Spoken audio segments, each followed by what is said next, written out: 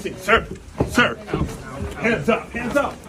I'm Senator Alex Padilla. I have questions for the secretary because the fact of the matter is a half a dozen violent criminals that you're rotating on your.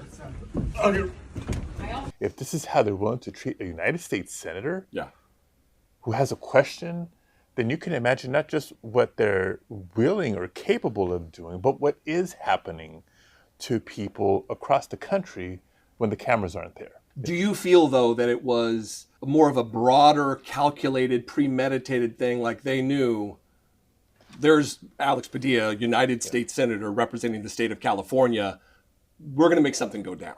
What was your beat on it after it?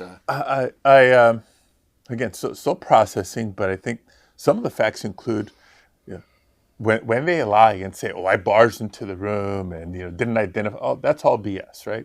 You can't make this up. I was literally down the hall for a scheduled briefing with leadership of the Department of Defense, representatives of Northern Command, because of the militarization of the city, my hometown, without proper justification, in my opinion. So let me learn more about the mission, justification, training for the folks that are engaging with the public.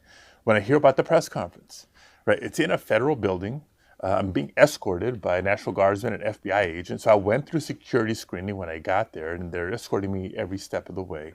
I didn't sort of peel off and go rogue. I asked, can we go listen in? They escorted me there. And I was sitting on the side quietly for quite a long time, just hoping for information, but all I was hearing was rhetoric. So then I speak up, try to ask my question, and within a couple of seconds, it did not take long, there was hands on me. I never in a million years would I have guessed that was their response. They knew who I was. I had escorts. They knew who I was.